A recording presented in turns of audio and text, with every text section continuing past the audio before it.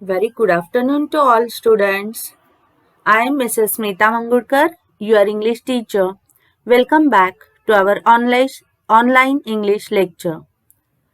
Students, yesterday we have started our last lesson, that is Voyaging Towards Excellence. I told you that Voyaging Towards Excellence is an autobiographical sketch written by the famous Indian writer Achyut Godbole. This lesson depicts his journey from a middle class schoolboy to a famous writer. He was a successful general manager of Patni Computer Systems.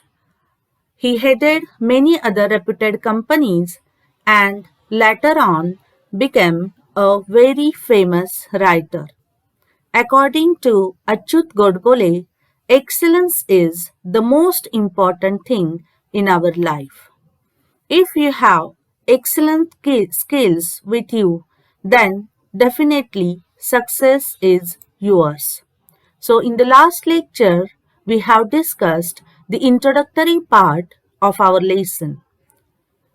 We discussed about many great writers, poets, people, that means painters or sculptors, okay? They visited to Achyut Godbole's home, and at that time, in his childhood, he was very poor. He lived in a very small room. His house was very small, but he had a very rich childhood. So, as we know that Achyut Godbole today also he is interested in music, craft, then sculptures, paintings, and the most important thing, that is literature. Next, let us start the remaining part of our text. It was because of such a milieu around me that I had a firm belief, which I still hold, that all arts are equally, if not more important in our lives than science or technology. I had learned from my childhood that money does not mean everything in life.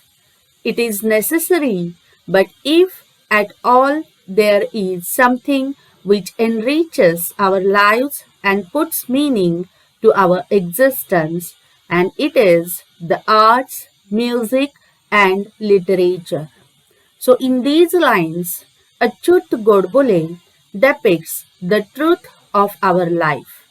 According to him, money is not important. Luxurious things are not important in our life. So, how can we enrich our personality? So, with the help of arts, with the help of music, literature, and excellent skills, we can enrich our personality. Yesterday also I told you students, I told you that money, luxurious things, these things are not important in our life. What is important? What we do, actual do in our life. That means our work is important, our skills are important, our art is important. So, students, all of you are having your own skill. प्रत्येकाकडं काही ना काहीतरी skill असतं. कुणाला painting छान करता येतं, कुणाला गायन छान करता येतं, कोणाला स्पोर्ट्समध्ये इंटरेस्ट असतो. So you have to find out your skill and you have to do hard work, okay, for enriching your skill. And you can make your career in that skill also. त्या स्किलमध्येच तुम्ही career करा, तर तुम्ही लाईफमध्ये यशस्वी. जर तुम्ही excellence तुमच्याकडे असेल तर ऑटोमॅटिकली सक्सेस हा तुम्हाला मिळणार आहे. गोडबोले सरांनी देखील या ठिकाणी हेच सांगितलेले. अच्युत गोडबोले म्हणतात की money does not mean everything in life. पैसा म्हणजेच सर्वस्व नसतं. So students, here I also tell you, don't run after money. Money is for us and we are not for money. पैसा आपल्यासाठी असतो, आपण पैशासाठी नसतो. Next, this is not to say that I did not like science or mathematics. In fact, I loved these subjects. That means our writer is interested in literature. So that doesn't mean that he is not interested in science or maths. Actually, when we think about his writing, no, students, he writes on many subjects, on different subjects, science, mathematics, then psychology, okay? Many, that means skills are there in his writing. His writing is informative. त्यांचं writing कसं आहे, informative आहे, सायन्सवरती आधारित आहे, गणितावरती आधारित आहे, मानसशास्त्रावरती आधारित आहे, इकॉनॉमिक्सवरती त्यांनी लिहिलेलं आहे. म्हणजे फक्त त्यांना लिटरेचरच आवडत होतं, गोष्टी लिहिणंच आवडत होतं असं नाही, तर त्यांना सायन्स आणि मॅथ्स हे सब्जेक्ट सुद्धा आवडत होते. In fact, I loved these subjects. That means he liked these subjects, science and maths, in his childhood. However, I did not study them only for scoring maximum marks in the examinations. मी काल तुम्हाला एक video दाखवला ज्यामध्ये आमिर खान त्याच्या मित्राला सांगत असतो की मार्क्सच्या मागे पळू नको, एक्सलन्स गेन करण्याचा प्रयत्न कर, नॉलेज गेन करण्याचा प्रयत्न कर. त्याच मूवीनी हा संदेश दिलेला आहे की मार्क्स आणि percentage doesn't matter, but knowledge is the most important thing in our life. नुसते मार्क्स मिळवून उपयोग नसतो, तर तुमचं जे नॉलेज आहे, you have to use that knowledge in your day to day life. I used to study these subjects or any subject for that matter for its inherent beauty. That means here the writer uses these subjects, maths असेल किंवा science असेल, हे subject ते use करतात. कशासाठी? तर त्यांच्यामध्ये जे रायटिंग स्किल आहे ते नॅचरल स्किल आहे, त्याची ब्युटी वाढवण्यासाठी, त्याला डेकोरेट करण्यासाठी ही used his skills. I found Newton's law of motion beautiful and Pythagorean theorem elegant. That means our Achyut Godbole, our writer, is interested in Newton's law of motion. At the same time, he is interested in Pythagoras theorem also. That means he studied each and every topic thoroughly, deeply. He has the knowledge. Okay, and he never studied for the sake of examination. त्यांनी फक्त examination साठी study केलेला नाहीये, तर knowledge gain करण्यासाठी study करतात. I loved solving problems of physics and mathematics of the 9th standard when I was in 7th. म्हणजे ते 7वीत असतानाच 9वीतले जे फिजिक्सचे प्रॉब्लेम्स होते, मॅथ्सचे प्रॉब्लेम्स होते, ते सॉल्व्ह करायला त्यांना आवडत होतं. शो ऑफ करण्यासाठी आवडत नव्हतं, तर खरंच त्यांना त्यामध्ये इंटरेस्ट होता. I used to love problem solving and used to enjoy finding out the most elegant method of solving them. तुम्हाला माहिती असतील की ग्रेट मॅथमॅटिशियन, मग त्या शकुंतला देवी असतील किंवा जयंत नारळीकर असतील, तर हे जे मॅथमॅटिशियन होते ते देखील प्रॉब्लेम सॉल्विंग ही त्यांच्यामधली एक प्रोसेस होती, आणि ती प्रॉब्लेम सॉल्विंग हे अच्युत गोडबोले यांना देखील आवडायचं. Obviously, these problems were not a part of the curriculum. म्हणजे सिलेबसचा एक भाग म्हणून त्यांनी कधीही हे प्रॉब्लेम सोडवलेले नाहीत. But for his own interest, he solved these problems. सिलेबसचा भाग म्हणून नाही सोडवले, पण he enjoyed these problems. Okay? He was interested in mathematics.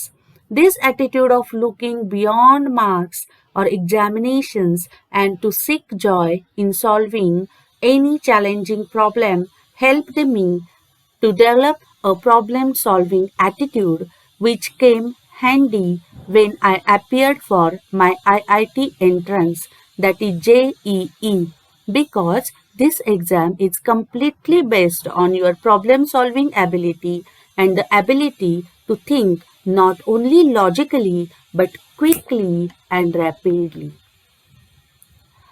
If science students are listening these lectures, जर सायन्स स्टुडंट्स हे लेक्चर्स ऐकत असतील तर लक्षात ठेवा की तुमच्या ज्या एंट्रन्स एक्झाम्स असतात त्या एंट्रन्स एक्झामला तुमची ॲबिलिटी टेस्ट केली जाते. आलं का लक्षामध्ये? Problem solving ability. तुम्ही काय करता की एखादा रट्टा मारता आणि एखादा पेपर सॉल्व्ह करता. You study for the examination, you study for obtaining more and more marks, but don't study for exam, students. Try to enjoy your syllabus.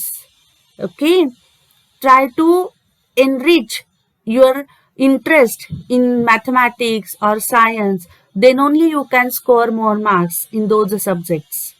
If you study it for examination, then definitely you can't solve this problem solving ability. You can't gain this ability. Remember this thing. एक गोष्ट लक्षात ठेवा, अभ्यास करताना परीक्षेसाठी अभ्यास करू नका, तर प्रॉब्लेम सॉल्व्हिंग ॲटिट्यूड ठेवा तुमचा. म्हणजे ज्यावेळेस अच्युत गोडबोले हे प्रॉब्लेम सॉल्व्ह करत होते, एक्झामसाठी नाही, तर ते एन्जॉय करत होते. आलं का लक्षामध्ये? आपण लिटरेचर वाचतो, गोष्टी वाचतो, समर सीझन मध्ये सुट्टी असते त्यावेळेस आपण पुस्तक वाचतो. ते एक्झामसाठी वाचत नसतो, आपण आपला टाइमपास करण्यासाठी, आपल्याला त्यामध्ये इंटरेस्ट असतो म्हणून. काहींना रिडिंग खूप आवडत असतं, त्यातून शिकायला मिळतं, बरोबर. आपले डिफरंट ॲटिट्यूड्स त्यातून तयार होतात आणि यासाठी आपण रिडिंग करणं आवश्यक आहे. प्रॉब्लेम सॉल्व्हिंग ॲटिट्यूड हा प्रॉब्लेम सॉल्व्ह करून करून त्यांच्यामध्ये निर्माण झाला आणि त्यांच्या या प्रॉब्लेम सॉल्व्हिंग ॲटिट्यूडचा उपयोग त्यांना जेईई एक्झामला नक्कीच झाला. मग जेईई एक्झामला they test our ability to think not only logically but quickly. JEE एक्झाममध्ये तुमची ॲबिलिटी, तुम्ही तर्काने विचार करताय की नाही हेच बघितलं जात नाही, तर किती फास्ट तुम्ही तो विचार करू शकता याचं हे स्किल त्या ठिकाणी पाहिलं जातं. बऱ्याचदा काय होतं, विद्यार्थी हे निगेटिव्ह असतात. I don't understand word problems, और माय टीचर्स नेवर एक्सप्लेन दिस, किंवा आय जस्ट कांट डू दिस. म्हणजे एक प्रकारची भीती, अँझिटी, फोबिया म्हणतात ना, तो तुमच्या मनामध्ये असतो. पण तो जर तुम्हाला फोबिया घालवायचा असेल, you have to practise it. If you want to speak fluent English, you have to speak it. जर फ्लुएंट इंग्लिश बोलायचं असेल तर तुम्ही ते बोललं पाहिजेत. Don't think about the fractured English, don't think about the mistakes. Okay, तुम्ही अजिबात चुकीचा विचार करायचा नाहीये की माझी चूक होईल बोलताना, हा विचार करायचा नाहीये. I have to speak. If you are afraid to speak in front of other people, then what you have to do? Go in front of your mirror and speak loudly there. Now all of you have your Android phones with you. Record your speech on that and you have to listen the speech again on your own. Then you can understand your mistakes and try to overcome the mistakes. Understood? म्हणजे ह्या ज्या mistakes आहेत कशा पद्धतीने शिकायचं आहे. आता मी इंग्लिशचा लेक्चर घेतेय. इंग्लिश जर तुम्हाला फ्लुएंट बोलायचं असेल तर घाबरायचं नाही. आमच्या टीचरनी नीट सांगितलं नाहीये किंवा मी कसं हे करू शकते, मी इंग्लिश कसं बोलू शकते, हा विचार न करता एकदम आरशापुढे जावा, आरशासमोर एकटेच इंग्लिश बोला. आता तुमच्याकडे अँड्रॉइड फोन दिलेला आहे, त्या अँड्रॉइड फोनवरती तुमचं इंग्लिश रेकॉर्ड करा आणि ते परत ऐका तुम्ही स्वतः. तुम्हाला तुमच्या मिस्टेक्स लक्षात येतील आणि त्या मिस्टेक्स परत करायच्या नाहीत, त्या अवॉइड करायच्या. And in this way I can do this, हा ॲटिट्यूड तुमच्यामध्ये निर्माण होणार आहे, पॉझिटिव्ह ॲटिट्यूड तुमच्यामध्ये येणार आहे. म्हणजे निगेटिव्हिटी मधनं पॉझिटिव्हिटीकडे कसं जायचं हे अच्युत गोडबोले यांनी परफेक्टली सांगितलेलं आहे. I scored 100% marks in mathematics in almost all the examinations that I appeared for from my first standard until IIT, barring, that is excluding, only a few times. I stood 16th in the SSC board. At that time, this examination was for the whole of Maharashtra, including Nagpur. आम्ही जेव्हा लहान होतो ना विद्यार्थ्यांनो, त्यावेळेस आम्हाला grade नव्हते किंवा अशा एंट्रन्स एक्झाम्स पण नव्हत्या. मग त्यावेळेस काय होतं, तर आम्ही 10वीची परीक्षा दिली, 12वीची परीक्षा दिली की म्हणायचे बोर्डामध्ये आले. बोर्डामध्ये पहिले 50 रँक्स, 30 रँक्स असे काढले जायचे. आणि मग आमच्या वेळेस बंद झालं, पण माझा भाऊ ज्या वेळेस होता 10वीला आणि 12वीला त्यावेळेस मग बोर्डामध्ये 18वा येणं, किंवा पहिला येणं, चौथा येणं, अशा पद्धतीने मी पण मराठी मीडियमला शिकलेली आहे. आणि आमच्या वालचंदनगरच्या शाळेमध्ये असे बोर्डामध्ये विद्यार्थी यायचे. तर या ठिकाणी अच्युत गोडबोले हे ज्यावेळेस ते 10वीला होते तेव्हा SSC बोर्डामध्ये ते 16वे आले होते. संपूर्ण महाराष्ट्रामधून ते 16वे आलेले होते आणि त्यांच्या युनिव्हर्सिटीमध्ये ते फर्स्ट होते. आलं का लक्षामध्ये? महाराष्ट्रामध्ये Pune university, Mumbai university, then Solapur university, all these are different universities. पण ज्यावेळेस SSC आणि HSC बोर्डाचा विचार केला जायचा तेव्हा संपूर्ण महाराष्ट्र एक असं समजून नंबर काढले जायचे. महाराष्ट्रात 16वा येणं is not a joke student. So remember this thing. That means he got 100% marks in mathematics. Okay. Then those days you could get an admission into IIT without an entrance test. त्यावेळेस IIT ला admission घ्यायला एंट्रन्सची गरज नव्हती. मी म्हटलं तुम्हाला की त्यावेळेस entrance exams नव्हत्या. तुम्हाला 12वीला छान मार्क्स पडले की तुम्हाला डिरेक्टली इंजिनिअरिंगला ऍडमिशन मिळायची. If you have secured the first rank in the university, therefore I did not have to appear for the entrance test to get the admission into IIT. But nobody in Solapur told me about it. म्हणजे त्या काळामध्ये मी first होतो युनिव्हर्सिटीमधून, त्यामुळे मला एंट्रन्सची गरजच नव्हती. पण ते ज्या ठिकाणी राहायचे, मी तुम्हाला सांगितलं आधीच की त्यांचा जन्म हा सोलापूरला झालेला आहे. सोलापूरमध्ये ही माहिती देणारं त्यांना कोणीच नव्हतं. And for I doubt if anybody in Solapur even knew about this rule. सोलापूरमध्ये कुणाला माहिती असेल असंही त्यांना वाटलं नाही. Therefore I appeared for the entrance examination. आणि म्हणून त्यांनी एंट्रन्स दिली. ऍक्च्युली गरज नव्हती त्यांना, कारण ते युनिव्हर्सिटीत पहिले आलेले होते, त्यांना एंट्रन्स द्यायची गरज नव्हती. पण हे माहीत नसल्यामुळे त्यांनी एंट्रन्स दिली आणि तिथे सुद्धा त्यांनी चांगले मार्क्स मिळवलेले आहेत. I secured a very good rank in the same. I was quite happy getting in to IIT, but my joy was short lived. When he got admission in IIT college, that time he was immensely happy, but his joy was short-lived. पण त्यांचा आनंद हा फार काळ टिकला नाही. का बरं असं झालं असेल? आता विचार करा की सोलापूरमध्ये राहिलेला विद्यार्थी त्या काळामध्ये अचानकपणे मुंबईत गेला.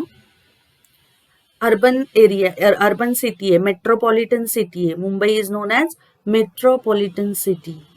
मग महानगरीमध्ये जाणं म्हणजे थोडंसं अवघड आहे तिथे ऍडजस्ट होण्यासाठी. मुंबईमध्ये सगळे इंग्लिश बोलतात, मराठी कमी बोललं जातं, हिंदी आणि इंग्लिशवरती जास्ती भर असतो. आणि सोलापूर साईडनी हा मराठी मीडियमला शिकलेले विद्यार्थी अच्युत गोडबोले डायरेक्टली मुंबईमध्ये गेले, त्यामुळे त्यांना तिथे लँग्वेज प्रॉब्लेम क्रिएट झाला. At Solapur, I had not seen any building which was more than 3-storied. Mumbai, however, was full of skyscrapers. Skyscrapers means huge buildings. Skyscrapers म्हणजे काय? खूप मोठ्या मोठ्या उंच उंच बिल्डिंग्स. मुंबईमध्ये या ठिकाणी मी दाखवलेले मुंबईमध्ये सगळ्या उंच बिल्डिंग्स होत्या, पण सोलापूरला 3 मजली बिल्डिंग म्हणजे खूप झाली.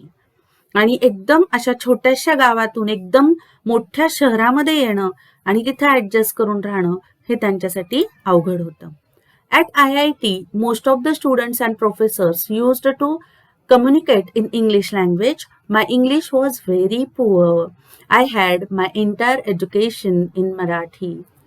आता अच्युत गोडबोले बायोग्राफी, ऑटोबायोग्राफी लिहिताना त्यांनी मान्य केलेले हे आणि अगदी सिंपल वेनी मान्य केलेलं आहे की I am Marathi medium students. अलीकडे मराठी मीडियमला कोणी घालत नाही, पालक प्रेस्टिजचा इश्यू आहे. पण विद्यार्थ्यांनो, आम्ही मराठी मीडियम मधूनच शिकलेलो आहोत.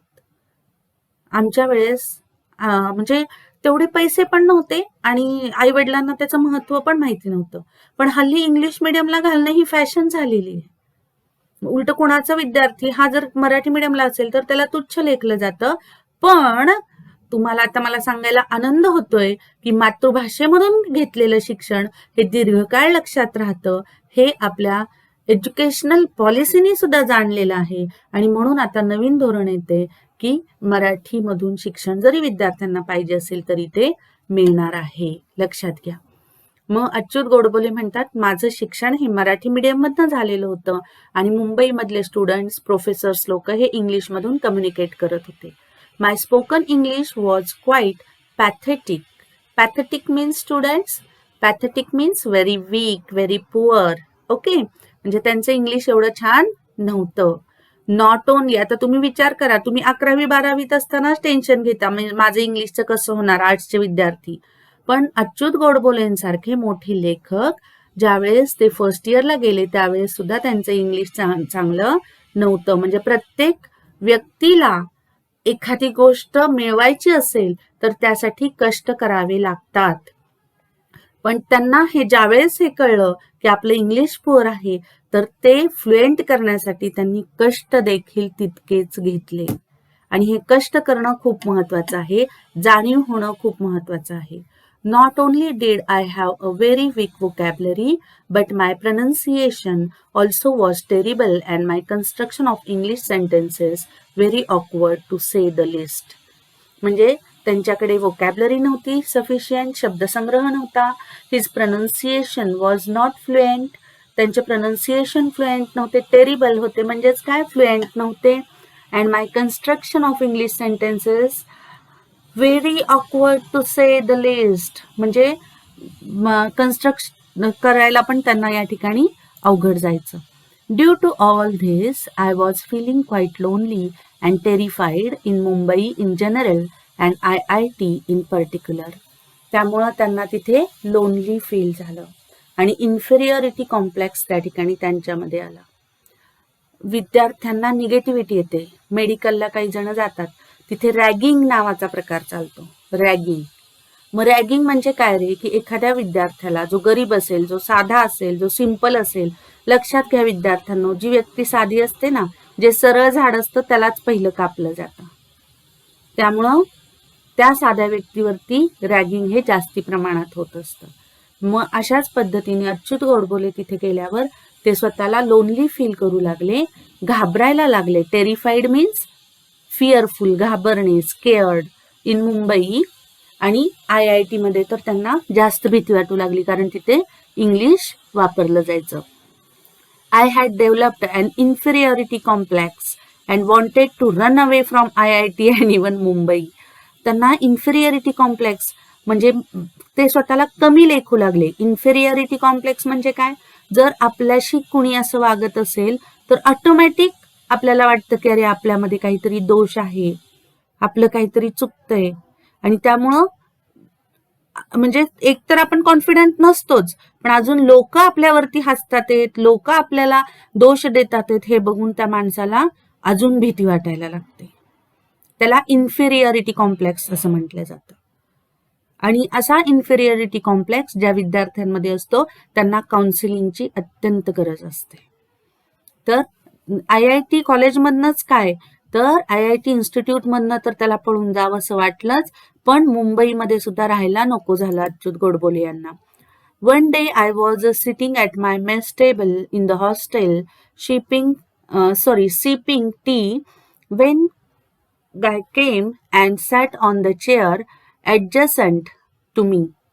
काय झालं, एक दिवस ते त्यांच्या हॉस्टेलच्या मेसमध्ये बसले होते and one of his friend came there and sat on the chair next to him. Adjacent means next to him. So he was a convent student. आता जो मित्र येऊन बसला होता तो कॉन्व्हेंटचा होता, म्हणजे CBSE ICSE बोर्डचा असणार, कॅथॉलिक स्कूलचा असणार. मग या ठिकाणी हा एवढा फ्लुएंट इंग्लिश बोलणारा विद्यार्थी त्यांच्या समोर येऊन बसला. Educated guy with fairly sophisticated English, at least spoken or colloquial English. त्याचं इंग्लिश कसं होतं, फ्लुएंट होतं, informal, casual language. And he was a bit arrogant and wanted to pull my leg. This is the Indian tendency, students. Okay? Actually, what we do, our Indian people, they pull each other's leg. ते काय करतात, एकमेकांचे पाय ओढले. But what we have to do, we have to give helping hand to each other. एकमेकांचे पाय ओढण्यापेक्षा एकमेकांना हात द्या, एकमेकांना सहकार्य करा, कॉपरेशन करा, तर आपण मिळून सगळे सक्सेसफुल होणार आहोत. आलं का लक्षात? नाहीतर कोणच यशस्वी होणार नाही. त्यामुळं सगळ्यांनी लक्षात ठेवायचं. तो जो विद्यार्थी होता त्यांच्याकडे आलेला, तो कसा होता? अरोगंट होता, रूढ होता आणि तो त्यांची थट्टा करण्यासाठीच त्या ठिकाणी आलेला होता. He tried to engage in some conversation with me and started pointing out errors in just about every sentence or everything that I said. What he did? They started their conversation, and in that conversation, that particular guy started pointing out the errors in the communication of Achyut Godbole. Achyut Godbole यांच्या communication मधल्या errors त्यांनी दाखवायला सुरुवात केली. After 5 minutes ही walked away after insulting मी. आणि 5 minute माझ्याशी गप्पा मारून नंतर तर माझा अपमान करून तो विद्यार्थी निघून गेला. मग त्यावेळेस त्यांना खूपच गिल्टी फील झालं. अच्युत गोडबोले यांना गिल्टी फील झालं आणि तो जो मुलगा होता ज्यांनी त्याची चेष्टा केलेली होती तो इतर विद्यार्थ्यांना जाऊन सांगायला लागला आणि सगळे मिळून याला हसायला लागलेले. I felt extremely humiliated. Humiliated means insulted. अपमान झाला त्यांचा. And upset. Obviously okay, if someone insult us that time we feel nervous, we become upset. As it is, I was feeling quite depressed and diffident, that is shy, insecure, and this incident was the last straw. Straw means here bearable limit. म्हणजे सहनशक्ती संपली यानंतर त्यांची. And I was almost broken. आणि त्यांना असं वाटलं आता ते सहन करू शकणार नाहीत. म्हणजे अजून जर का त्या लोकांनी त्यांना त्रास दिला तर त्यांना सहन होणार नाही. I felt out of place there and literally wanted to run away to Solapur that very moment. आणि त्याच वेळेस त्या क्षणाला त्यांना असं वाटलं, मोमेंट म्हणजे क्षण, त्या क्षणाला त्यांना असं वाटलं आत्ताच्या आत्ता आपण सोलापूरला जावं. However, it was only my self-esteem, that is self-respect, which stopped me. This word is very important, students. Self-esteem, self-respect. जग आपल्याला घाबरवायला बसलेलं आहे. जग आपल्याला दाबायला बसलेलं आहे. पण त्या ठिकाणी घाबरायचं नाहीये. सेल्फ एस्टीम म्हणजे स्वतःचा आदर करायला शिकलं पाहिजे पहिल्यांदा. आपण स्वतःमध्ये काहीतरी गट्स आहेत, आपल्यालाही काही येतं, मीही काहीतरी करू शकतो. आपले प्रिन्सिपल सर नेहमी म्हणत असतात, yes you can do it. हो तुम्ही हे करू शकता. मग आपण सुद्धा आपल्याला म्हटलं पाहिजे हो मी हे करू शकतोय. आणि याला म्हणायचं self respect. Nothing is impossible in this world, Kiran Bedi said. Kiran बेदींनी म्हटलेले nothing is impossible. Impossible itself means I am possible. इम्पॉसिबलचं स्पेलिंग बघा काय होतं त्यांनी, आय एम पॉसिबल. म्हणजेच काय विद्यार्थ्यांनो की हा जो न्यूनगंड असतो, इन्फिरियरिटी कॉम्प्लेक्स असतो ना, हा येता कामा नये. त्यावरती आपण मात करणं गरजेचं आहे. Suddenly a feeling of determination and strength came over me and gripped me. अचानकपणे या झालेल्या अपमानामुळे माझ्यामध्ये एक तीव्र इच्छाशक्ती जागृत झाली आणि मी ठरवलं की मी सुद्धा आता फ्लुएंट इंग्लिश बोलणार आहे. डिस्पाइट हेलिंग फ्रॉम सोलापूर, म्हणजे आता सोलापूरला जायचं तर सोडूनच द्या. If I could be a rank holder in the school, जर मी शाळेमध्ये रँकर होतो, पहिला येत होतो, कॉलेजमध्ये and IIT with many awards in mathematics, there must be something right with me. जर मला एवढे मार्क्स मिळू शकतात तर माझ्यामध्ये काहीतरी गट्स आहेत, कॅपॅसिटी आहे. व्हाय शुड आय गिव्ह अप? मग मी का सोडून जाऊ इथून? I have the capability, I have the ability, then why should I give up? मग don't quit. त्याचं मन सांगायला लागलं त्याला not to quit. क्विट करायचं नाहीये, पळून जायचं नाहीये. And that too for a silly and small thing like English. आणि इंग्लिश सारख्या छोट्याशा गोष्टीसाठी आपण निघून जायचं. I was not to give up anymore and I was determined to fight back. आणि त्यांनी त्याच क्षणी त्या ठिकाणी ठरवलं की आपण इथून पळून न जाता फाईट करायची आणि इंग्लिश शिकायचं. पायऱ्यांवरून सक्सेसच्या शिखरावरती चढत असताना त्या स्टेप्स आहेत ना, प्रत्येक स्टेपवर नवीन नवीन कॅलॅमिटीज असतात, नवीन नवीन संकट असतात आणि या सगळ्या संकटांवर मात केल्याशिवाय माणूस शिखरापर्यंत पोहोचू शकत नाही. ही गोष्ट लक्षात ठेवा. तुम्हाला आज अंबानी दिसत असतील, सचिन तेंडुलकर दिसत असेल, अमिताभ बच्चन दिसत असतील, पण ते त्यांच्या सक्सेस पर्यंत पोहोचण्यासाठी त्यांनी किती कष्ट केले हे त्यांनाच माहिती आहे. As I climbed the stairs of my hostel room, my plan was ready in my mind. Normally, most of us who are educated in vernacular languages such as Marathi think in Marathi before speaking in English, translate it in English, and then somehow try to speak out these translated English sentences in an extremely awkward fashion. Here, what happened with our Indian students? आपल्या Indian students बरोबर काय होतं? We have our mother tongue and of course we think in our mother tongue. While speaking English, when we want to speak English, at that time we think in our language, in our mother tongue, and then we translate it. And that is the point where we commit mistake. Actually, for speaking English, we have to think in English only. Marathi बोलताना तुम्ही translation करून बोलता का? नाही. मग English बोलताना कशाला translation करून बोललं पाहिजे? So many Marathi students, only because of this reason only, they can't speak fluent English. Me can't म्हटलेलं आहे, don't म्हटलेलं नाही. बघा, can't म्हणजे बोलू शकत नाही आणि I don't speak English आणि बोलत नाही, यात फरक आहे. Actually we can speak English. आपण बोलू शकतो. Daily, in our daily life, we use the words sorry, thank you, bench, pen, table. All these are the English words. That means we can speak English. But why we can't speak fluent English? Because we don't speak English. आपण English बोलत नाही, ते धाडस करत नाही, म्हणून आपण English बोलत नाही. I had decided that I would do nothing in this sort. मग आता इंग्लिश इम्प्रूव्ह करायचंय, मग काय केलं पाहिजेत असा विचार गोडबोले यांनी सुरू केला. I wanted to achieve excellence.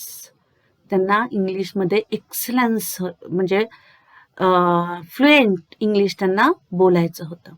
This urge means desire to excel in anything that you try to do has been with me since the childhood. Whether I would succeed in this or not, I always set my aims high. In this case too, I wanted to speak excellent, elegant and fluent English. Now, what was his dream? His dream was to speak excellent, elegant and fluent English. काय होतं त्यांचं स्वप्न? Excellent, superb English बोलायचं, fluent English बोलायचं.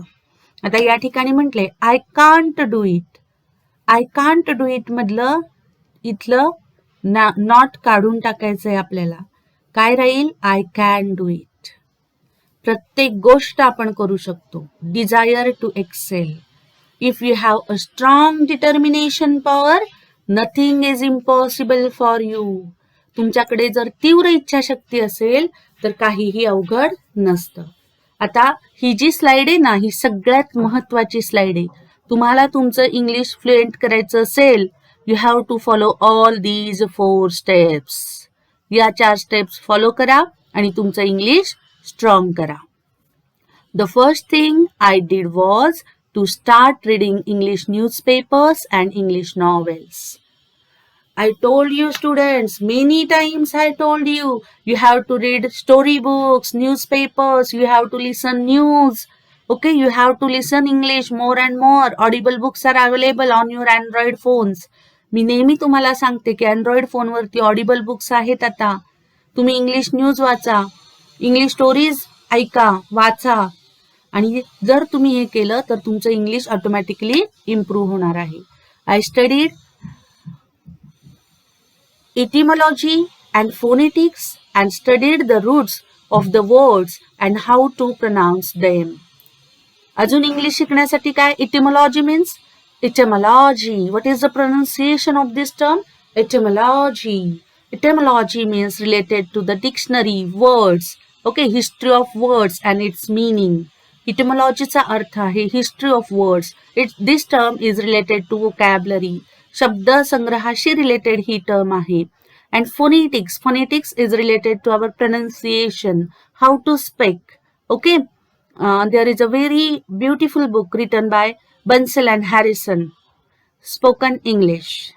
So all these phonetics is there in that book. So if you want to speak fluent English, you can refer that book. Spoken English written by Bansal and Harrison, and studied the roots of the words and how to pronounce them. That means here the writer started to study phonetics, pronunciation, then vocabulary. He tried to build his vocabulary.